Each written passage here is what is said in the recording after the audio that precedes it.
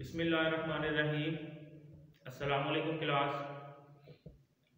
Last time हमने कुछ sentence और उसकी टाइप्स पढ़ी थी, तो उन टाइप्स में हमने सिर्फ सिंपल सेंटेंस पढ़ा था और उन सिंपल सेंटेंसेस को और टाइप्स ऑफ सेंटेंसेस को जानने के लिए क्लॉज और types of clauses, dependent clause और इंडिपेंडेंट क्लॉज जो कि जानना ज़रूरी था, तो वो हमने पढ़ा था। तो आज हम इसकी टाइप्स पढ़ेंगे सेंटेंस की। तो इन टाइप्स में सबसे पहले एक दफ़ा और रिवाइज करवा दूँ आपको कि क्लॉज क्या होता है। Clause a group of words that have a complete meaning, thought और idea. Means group of words, meaningful group of words is called clause. तो इसको क्लॉज बोला जाता है।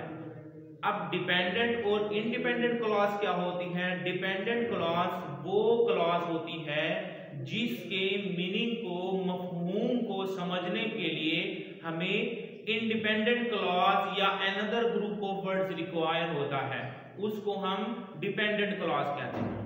और इंडिपेंडेंट क्लॉज वो क्लॉज थी जो कि अपना मीनिंग, अपना मफहूम रखती है, उसको हम इंडिपेंडेंट क्लॉज कहते थे। तो अब इस डिपेंडेंट क्लॉज और इंडिपेंडेंट क्लॉज को माइंड में रखते हुए हम सेंटेंस की फर्स्ट टाइप सिंपल पढ़ेंगे कि सिंपल सेंटेंस क्या होता है। सिंपल सेंटेंस डेफिनेटली एक सिंपल सेंटेंस होता है जो कि हमने 12 टेंसेस में पढ़े हैं, वो सारे सिंपल सेंटेंसेस कहलाते हैं, पॉजिटिव वाले, एफर्मेटिव जिनको कहा जाता है। नंबर 1 है simple sentence. What is simple sentence? A simple sentence has just one independent clause. एक सिंपल सेंटेंस एक सादा जुमला जिसमें एक इंडिपेंडेंट क्लॉज होती है। इंडिपेंडेंट का मतलब जो खुद से अपना मीनिंग, अपना मफहूम क्लियर करती हो, वाज़ेह करती हो, उसको हम इंडिपेंडेंट क्लॉज कहते हैं। एग्जांपल नंबर 1 लिखी है, ही राइट्स अ लेटर। वो एक खत लिखता है, ये अपना मफहूम रखता है सेंटेंस, इसको हम इंडिपेंडेंट क्लॉज कहेंगे। नंबर 2 एग्जांपल है, Ali goes to school. Ali school जाता है, ये भी इंडिपेंडेंट क्लॉज है। नंबर 3 है, प्लेयर्स आर प्लेइंग हॉकी। खिलाड़ी हॉकी खेल रहे हैं, ये भी इंडिपेंडेंट क्लॉज है। ये तीनों जुमले अपने मफहूम रखे हुए हैं। अनदर वर्ड्स की या सेंटेंस की हमें जरूरत नहीं है, ये क्लियर है हमें सेंसेस की, तो इनको हम सिंपल सेंटेंस कहेंगे।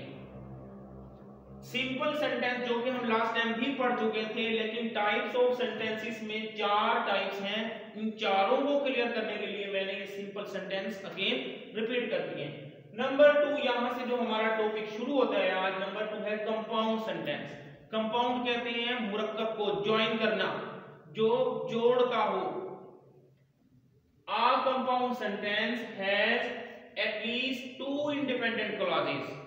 एक जुमला, एक कंपाउंड सेंटेंस जो कम से कम 2 इंडिपेंडेंट क्लॉज रखता हो, ऐसी वाली 2 इंडिपेंडेंट क्लॉज रखता हो, joined together by a comma and a coordinating conjunction, जो के कोमे के साथ और एक कोऑर्डिनेटिंग कंजंक्शंस के साथ जुड़ता हो, आपस में मिल जाता हो, हम उसको कंपाउंड सेंटेंस कहते हैं। जैसा कि एग्जांपल में मैंने कुछ सबसे पहले कोऑर्डिनेटिंग कंजंक्शंस लिखे हैं। कोऑर्डिनेटिंग कंजंक्शंस क्या होते हैं? Coordinating conjunctions parts of speech में भी हमने एक टाइप पढ़ी थी, कंजंक्शंस। ये पार्ट ऑफ स्पीच का हिस्सा है कंजंक्शंस। तो कंजंक्शंस क्या होती हैं? A word that join 2 sentences bye a word, एक लफ्ज से जो 2 सेंटेंसेस को ज्वाइन करता हो, हम उसको कंजंक्शंस कहते हैं। अब ये 2 सिंपल सेंटेंसेस को, 2 इंडिपेंडेंट क्लॉजेस को जोड़ने के लिए कंजंक्शन यूज किया गया है, तो इसको कोऑर्डिनेटिंग कंजंक्शंस का नाम दे दिया गया। अब वो कोऑर्डिनेटिंग कंजंक्शंस कुछ यहां पर लिखे हैं, फॉर, एंड, नॉर, बट, और, येट, सो। तो ये कुछ कोऑर्डिनेटिंग कंजंक्शंस लिखे हुए हैं जिनके फर्स्ट अल्फाबेट से एक न्यू लफ्ज बना दिया है मैंने, फैन बॉयज, जिससे कि आपको याद रह जाएगा। फैन बॉयज का F से 4 बनता है, A से एंड, N से नॉट, B से बट, O से और, Y से येट, S से सो। तो ये अल्फाबेट से बनने वाले ये जो कंजशन है इनको कोऑर्डिनेटिंग कंजशंस कहा जाता है। ये दो इंडिपेंडेंट क्लॉजेस को, दो सेंटेंस को आपस में जोड़ते हैं, इसलिए इनको कंपाउंड सेंटेंस बोला जाता है। अब एग्जांपल नंबर 1 में देखेंगे, द स्टूडेंट्स फिनिश्ड क्लास, तुलबा ने क्लास खत्म कर दी। ये इंडिपेंडेंट क्लास है, मीनिंगफुल ग्रुप ऑफ वर्ड्स है। एक और ग्रुप ऑफ वर्ड देखें, दे वेंट टू लंच, वो खाने पर चले गए। ये दोनों इंडिपेंडेंट क्लॉजेस हैं, मीनिंग्स अपना मफहूम रखती हैं। तो इन दोनों इंडिपेंडेंट क्लॉजेस को, दोनों सिंपल सेंटेंस को जोड़ने के लिए एक लफ्ज यूज किया गया है यहाँ पर एंड। तो ये एंड जो है कोऑर्डिनेटिंग कंजशन है, और ये पूरी नंबर 1 जो एग्जांपल है ये कंपाउंड सेंटेंस कहलाएगी, जो कि इस लफ्ज से जुड़ रही हैं। इसी तरीके से एग्जांपल नंबर 2 में सेंटेंस लिखा है first, I want to lose weight, मैं अपना वजन कम करना चाहता हूं। आई ईट चॉकलेट डेली, मैं रोजाना चॉकलेट खाता हूं। तो ये दोनों सेंटेंस मीनिंगफुल हैं, दोनों इंडिपेंडेंट क्लॉजेस हैं, लेकिन इन दोनों सेंटेंसेस को जोड़ने के लिए एक लफ्ज कोऑर्डिनेटिंग कंजंक्शन यूज किया गया है येट। फिर भी तो इन दोनों को जोड़ देने से ये सेंटेंस कंपाउंड सेंटेंस बन गया। कंपाउंड सेंटेंस के लिए नेसेसरी है कि दो इंडिपेंडेंट क्लॉज का होना, एटलीस्ट 2 इंडिपेंडेंट क्लॉज का होना लाजमी है। तो ये दोनों इंडिपेंडेंट क्लॉजेस हैं, और ये इन दोनों क्लॉजेस को जोड़ने वाला कोऑर्डिनेटिंग कंजंक्शन जिसको येट है, इसको हम कंपाउंड सेंटेंस कहेंगे। इसी तरीके से एग्जांपल नंबर 3 में लिखा है, आई कुक्ड डिनर, मैंने खाना बनाया। ही वॉश्ड द डिशेस, वो डिशेस साफ करता है। ही वॉश्ड द डिशेस, पास्ट का टेंस है, उसने डिशेस साफ की। तो ये दोनों इंडिपेंडेंट क्लॉजेस हैं, ये भी अपना मफहूम अपने आप रखे हुए हैं। इन दोनों इंडिपेंडेंट क्लॉजेस को जोड़ने के लिए सेंटर में एंड यूज किया गया है, जिसको हम कोऑर्डिनेटिंग कंजंक्शंस कहते हैं। तो इस तरीके से ये कंपाउंड सेंटेंस बन जाता है। कंपाउंड का मीनिंग दो सेंटेंस को जोड़ने वाला, दो चीजों को, दो या दो से ज्यादा चीजों को जोड़ने वाला कंपाउंड कहलाता है। तो इसी तरीके से ये दो सेंटेंस को जोड़ने वाला कंपाउंड सेंटेंस कहलाता है, और जो जोड़ने वाला जो लफ्ज है वो कंजंक्शंस कहलाता है। नेक्स्ट पेज पर आ जाए, complex sentence. Complex sentence, a complex sentence has an independent clause and at least one dependent clause, the dependent clause with a subordinate conjunction। complex sentence के लिए एक independent clause का लाजमी है, एक independent clause का होना जरूरी है, और at least one dependent clause का होना जरूरी है। एक इंडिपेंडेंट क्लॉज का होना जरूरी है और एक डिपेंडेंट क्लॉज का होना जरूरी है। और एक बात याद रखनी है कि जो दी डिपेंडेंट क्लॉज जो है ये हमेशा सबऑर्डिनेट कंजंक्शन से शुरू होती है, सबऑर्डिनेट कंजंक्शन से शुरू होती है। अब इसकी सबऑर्डिनेट कंजंक्शंस क्या होती हैं? यहां पर सवाल पैदा होता है कि सबऑर्डिनेट कंजंक्शंस क्या होती हैं। ये भी वही लफ्ज होते हैं जो दो सेंटेंस को जोड़ने के लिए जरूरी होते हैं। कोऑर्डिनेटिंग कंजंक्शन में हमने देखा कि वो लफ्ज थे जो दो सेंटेंस को जोड़ रहे थे, लेकिन वो दोनों मीनिंगफुल थे। लेकिन अब सबऑर्डिनेटिंग कंजंक्शंस ये वो होते हैं जिसमें एक तो मीनिंगफुल ग्रुप ऑफ वर्ड्स होता है, मीन डिपेंडेंट क्लॉज होती है, और एक इंडिपेंडेंट होता है। उसके लिए जरूरी होता है कि दूसरे लफ्ज को या ग्रुप ऑफ वर्ड्स को इसके साथ जोड़ा जाए। तो इनको हम कहते हैं सबऑर्डिनेटिंग कंजंक्शंस। उसमें कुछ वर्ड लिखे हैं, after, although, because, before, even, though, however, if, since, so that, when, while और whenever। ईटीसी, ये ईटीसी का भी मतलब बताता चलो कि आपको ईटीसी एब्रिविएशन है एटसेट्रा का, एटसेट्रा। अब आ जाए सबऑर्डिनेटिंग कंजेशन। ये सबऑर्डिनेटिंग कंजेशन है जो दो क्लॉजेस, एक इंडिपेंडेंट और एक डिपेंडेंट, दोनों क्लॉजेस को जोड़ने के लिए काम आती है। डिपेंडेंट जो हमने कंपाउंड सेंटेंस में पढ़े थे उसमें भी कंजेशन थे, वो कोऑर्डिनेटिंग कंजेशन थे, और जो कॉम्प्लेक्स सेंटेंस में इसमें भी कंजेशन है, ये सबऑर्डिनेट कंजेशन है।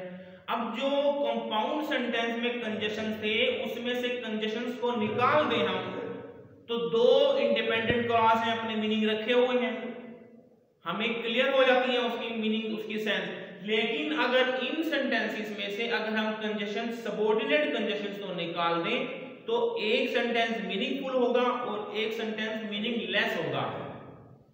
ये कंजेशंस में फर्क है, सबऑर्डिनेट और कोऑर्डिनेट। सबऑर्डिनेट और कोऑर्डिनेट कंजेशन में यही फर्क है कि वहां से अगर कोऑर्डिनेट सबऑर्डिनेट कोऑर्डिनेट कंजेशन को निकाल दिया जाए तो सेंटेंस मीनिंगफुल रह जाते हैं, लेकिन अगर सबऑर्डिनेट कंजेशंस में कंजेशंस को निकाल दिया जाए तो एक सेंटेंस मीनिंगफुल रहता है और एक सेंटेंस मीनिंगलेस रह जाता है। अब इसकी एग्जांपल्स में आ जाएंगे। आई वॉश्ड कार, मैंने कार साफ की। आई केम होम, मैं घर आया।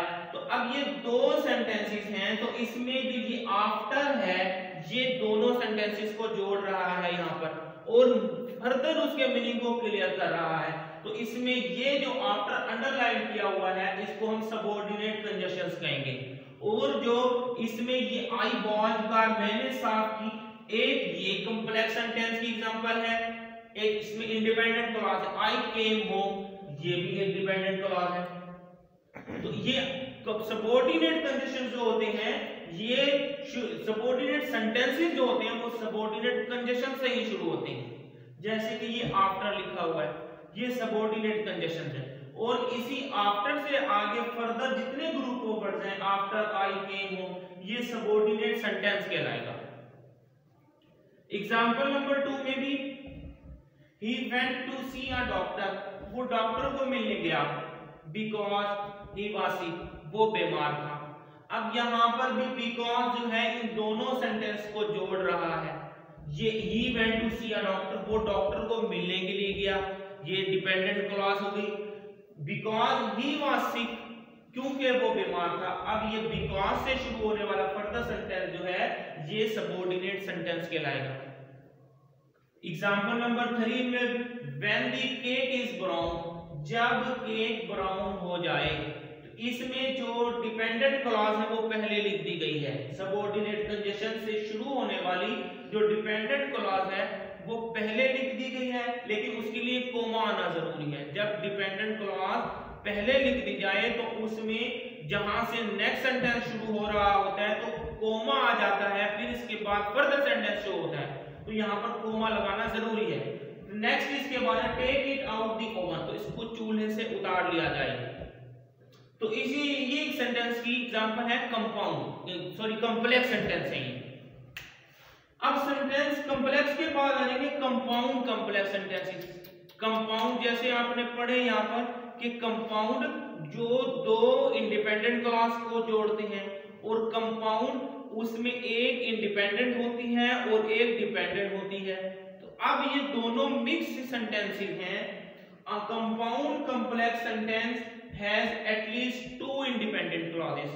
इसमें कम से कम 2 इंडिपेंडेंट क्लॉजेस होती हैं एंड एटलीस्ट 1 डिपेंडेंट क्लॉज, और कम से कम एक डिपेंडेंट क्लॉज होती है। मींस 3 सेंटेंस का ग्रुप है ये, जिसको कंपाउंड कॉम्प्लेक्स या कॉम्प्लेक्स कंपाउंड सेंटेंस कहा जाता है।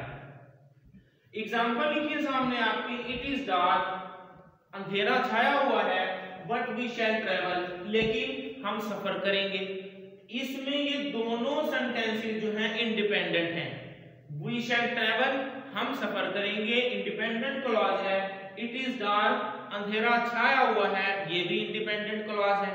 तो एटलीस्ट 2 इंडिपेंडेंट क्लॉज का होना जरूरी है, जो कि ये लिखे हैं सामने।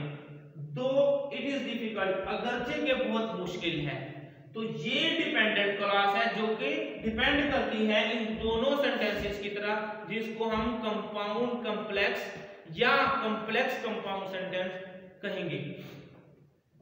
एग्जांपल नंबर 2 में है after I graduated from the college, college से मेरा ग्रेजुएट हो जाने के बाद आई वांटेड टू ट्रैवल, मैं सफर करना चाहता था, but I had to work immediately, लेकिन मुझे फिल फॉर काम करना पड़ा। तो इसमें जो ये आई वांटेड टू ट्रैवल है ये इंडिपेंडेंट क्लॉज है, मीनिंगफुल ग्रुप ऑफ वर्ड्स है। But I had to work immediately ये भी इंडिपेंडेंट क्लॉज है, ग्रुप ऑफ वर्ड्स है। ये एटलीस्ट 2 इंडिपेंडेंट क्लॉज इसमें मौजूद हैं और इसमें एक डिपेंडेंट क्लॉज जो कि after I graduated from college dependent clause है, इन 2 इंडिपेंडेंट क्लॉज पर डिपेंड करती है, तो इसको कंपाउंड कॉम्प्लेक्स सेंटेंस बोलेंगे। उम्मीद है आपको बहुत अच्छी समझ आई होगी। बहुत इंपॉर्टेंट फर्दर मोर क्लासेस के लिए बहुत इंपॉर्टेंट टॉपिक है। Thank you very much.